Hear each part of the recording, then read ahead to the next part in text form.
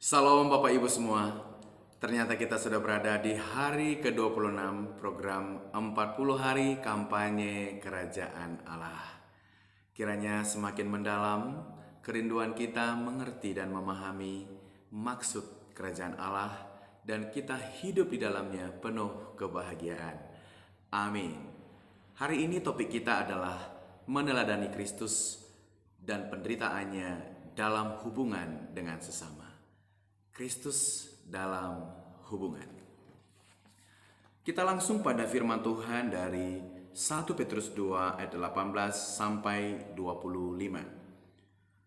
Hai kamu hamba-hamba, tunduklah dengan penuh ketakutan kepada Tuhanmu, bukan saja kepada yang baik dan peramah, tetapi juga kepada yang bengis.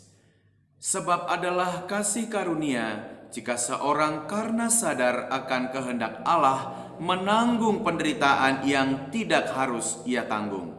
Sebab dapatkah disebut pujian jika kamu menderita pukulan karena kamu berbuat dosa?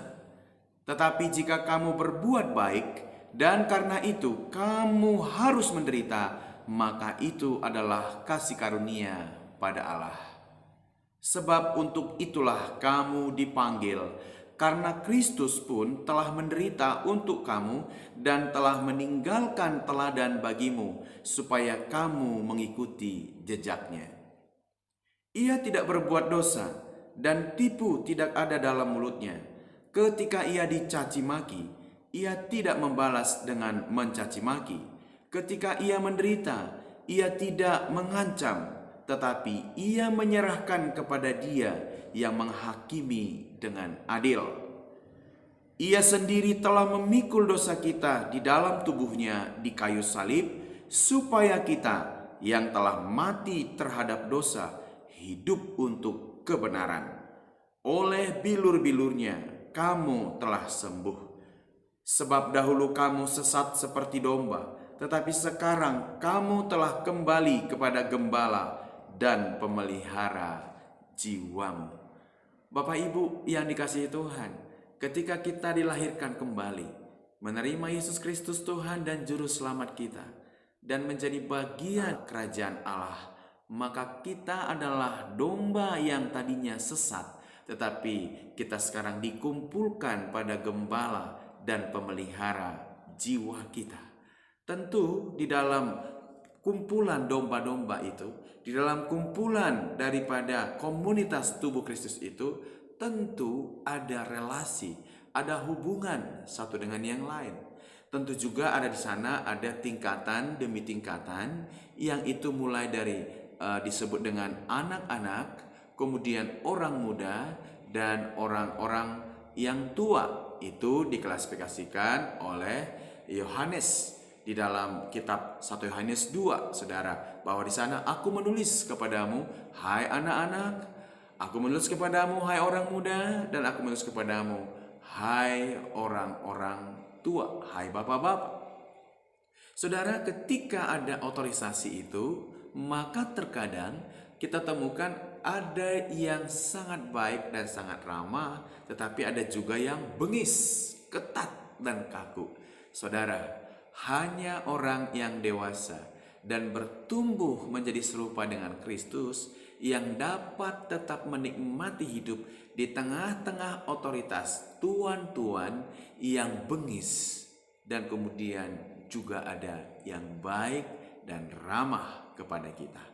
Bapak Ibu Saudara yang dikasihi Tuhan, di dalam ayat ini jelas Petrus memberikan kepada kita, hai kamu hamba-hamba, tunduklah kepada Tuhanmu, bukan saja kepada yang baik dan yang ramah, tetapi juga kepada yang bengis. Sebab apa? Sebab penderitaan yang dimaksud dalam bagian ini adalah penderitaan karena kita melakukan kebenaran meskipun kita direndahkan, meskipun kita dicaci, meskipun kita menderita di dalamnya. Seperti Yesus, saudara, Dia tidak berbuat dosa. Ketika dicaci tidak membalas dengan caci maki. Ketika dia menderita dia tidak mengancam. Inilah disebut dengan kasih karunia. Bapak Ibu Saudara, kalau kita dikucilkan, direndahkan, dan atau kemudian kita mungkin dipenjarakan oleh karena kita berbuat dosa, itu namanya bukan sebuah penderitaan, tapi sebuah akibat yang layak kita terima sebagai pendosa, sebagai pencuri, sebagai pembunuh, atau sebagai orang yang melakukan pelanggaran terhadap hukum pidana, aturan hukum perdata, dan yang lain sebagainya. Saudara yang dikasihi Tuhan, hari ini kita belajar harus menjadikan penderitaan Yesus sebagai teladan di dalam hubungan kita dengan sesama, dengan pasangan kita suami istri, dengan relasi kita di dalam jemaat lokal, juga di komunitas yang lebih besar, dan termasuk di dalam keluarga besar kita. Saudara yang dikasihi Tuhan, Yesus teladan di sini. Kenapa? Dia rela menderita demi keselamatan kita. Kapan Yesus menderita? Dalam ayat yang ke-22, ia tidak berbuat dosa.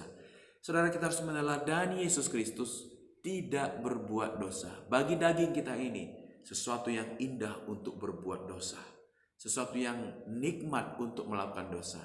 Tapi karena kita orang-orang pilihan Allah, hamba-hamba kerajaannya, maka kita mengendalikan diri kita dengan menderita kadang-kadang rasanya untuk kita menahan agar tubuh kita ini tidak berbuat dosa. Kemudian, dan tipu tidak ada dalam mulutnya. Bapak Ibu Saudara, kapan kita menderita? Waktu kita menahan bibir kita ini dari menyimpan dosa, atau kita menahan bibir kita ini untuk menipu, tidak ngomong jujur, tulus hati, saudara, maka di situ kita juga menderita. Kapan kita menderita? Waktu kita terbuka dosa kita, kesalahan kita, rencana-rencana kita yang jahat. Di sana orang akan berpandangan aneh, heran. Itu penderitaan, saudara. Itu penderitaan bagi tubuh kita ini, saudara. Karena apa? Orang akan bereaksi lain terhadap kita. Tapi ketika kita terbuka, ketika kita jujur dengan maksud-maksud kita yang ingin menipu, ketika kita jujur dan terbuka kepada orang lain, kita tahu bahwa itu menyakitkan, mengandung risiko. Tapi bagi roh kita, itu adalah suatu pertumbuhan. Bagi badan kita ini suatu penderitaan, tapi bagi roh kita adalah suatu pertumbuhan dalam kemuliaan. Saudara, dikatakan dalam ayat 23, ketika ia dicaci maki, ia tidak membalas dengan caci maki. Ketika ia menderita, ia tidak mengancam, tetapi ia menyerahkan kepada Dia yang menghakimi dengan adil. Bapak Ibu, suatu kenikmatan apabila kita membalas caci maki dengan caci maki. Suatu rasa nikmat bagi tubuh kita ini apabila kita mengancam orang lain dengan kata-kata, kapan kamu tidak perlu saya? Kapan kamu tidak akan mencari saya? Saya tunggu kamu, saya lihat dulu hidup kamu, apakah kamu berubah? Bapak Ibu Saudara, kalau Yesus melakukan itu di kayu salib, waktu orang-orang mencabut janggutnya, mencaci maki dia, prajurit-prajurit berkata, turunkanlah dirimu, kau kan anak Allah. Yesus bisa katakan seperti ini, awas kamu ya, lihat kamu akan mati, terbakar di neraka selama-lamanya. Awas kamu. Saudara, Yesus tidak melakukan itu. Dalam relasi kita dengan sesama, dengan pasangan kita, dengan anak-anak kita, dengan orang-orang di komunitas kita, kemana kita buat telunjuk kita ini? Apakah ke mereka dengan mengatakan, awas kamu, tunggu tanggal mainnya. Wow, kita menderita apabila kita tidak membalas caci maki dengan caci maki. Dan rasanya kita menderita apabila kita menyerahkan penghakiman kepada Allah yang adil dengan berkata, Tuhan, aku serahkan orang itu kepadamu. Aku serahkan saudaraku itu kepadamu. Rasanya menderita. Tetapi bagi roh kita, dalam hubungan kita dengan sesama, itu akan membangun.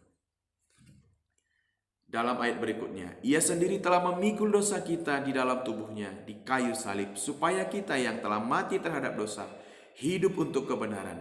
Oleh bilur-bilurnya kamu telah sembuh. Sebab dahulu kamu sesat seperti domba, tetapi sekarang kamu telah kembali kepada gembala dan pemelihara jiwamu. Yesus sudah menebus kita, dia menanggung penderitaan di kayu salib. Supaya apa? Supaya kita yang mati bagi dosa, hidup bagi kebenaran. Kita yang tadinya bukanlah domba gembalaannya, tapi sekarang kita telah menjadi domba gembalaan dan pemelihara jiwa kita. Haleluya. Saudara yang dikasihi Tuhan, saya berkali-kali punya pengalaman dalam bagian ini. Terkadang saya marah, wajah saya merah, dan telunjuk saya dengan mata yang melotot membuat orang pedih dan sakit hati, bahkan pergi daripada saya. Saya bertobat. Saya mau belajar untuk memiliki kelembutan hati, memiliki contoh yang baik, teladan yang hidup. Seperti Yesus, tidak mencaci ketika dicaci, tidak membalas makian ketika dimaki. Dan mulut saya ini, saya belajar untuk mengendalikannya, sebab saya tahu bahwa apabila saya mengekang lidah saya, mengekang jari saya ini, mengekang ekspresi yang penuh kemarahan ini, orang lain akan merasa dikasihi, akan melihat suatu teladan kasih di dalam kehidupan saya. Saudara yang dikasihi Tuhan, ini adalah kesempatan untuk kita meneladani Kristus. Dalam relasi kita dengan sesama kita, kita saling terikat, kita saling menyempurnakan satu dengan yang lain sebagai hamba-hamba kerajaan Allah. Saya adalah hamba dan pelayan bagi istri saya, bagi anak-anak saya, dan kemudian saya adalah pelayan bagi jemaat. Saya pelayan bagi banyak orang yang Tuhan percayakan. Kiranya renungan hari ini membawa kita kepada kerinduan untuk mengalami relasi yang luar biasa baik, nikmat dengan Tuhan, juga dengan sesama. Sebab untuk itulah Yesus telah disalibkan, supaya saya dan saudara boleh relasi yang baru, relasi yang hidup dengan Bapa, dan juga relasi yang indah dengan sesama di sekitar kita. Salib adalah hubungan dengan Tuhan Allah kita, dan juga hubungan dengan sesama di sekitar kita. Tuhan Yesus memberkati. Mari kita jadikan Yesus teladan, penderitaannya teladan di dalam hubungan kita dengan sesama. Amin. Bapa, kami bersyukur untuk semua hal yang kami pikirkan, katakan, dan lakukan selama ini. Kami berdosa terhadap Engkau apabila kami mengeraskan hati kami untuk melakukan apa yang kami mau. Saat ini kami menundukkan diri kepadamu, kepada kekuatan kuasa-Mu, kepada otoritas-Mu atas kami. Jadikan kami berkat bagi sesama kami di sekeliling kami, dengan meneladani Engkau dalam penderitaan-Mu, demi keselamatan kami, demi keselamatan tiap-tiap orang percaya. Berkati pemberitaan firman-Mu dan renungan kami hari ini, sehingga kami mengambil suatu tindakan untuk meneladani Yesus dalam hidup kami. Terpuji Engkau Bapa, segala kemuliaan bagi-Mu dalam nama Yesus. Amin.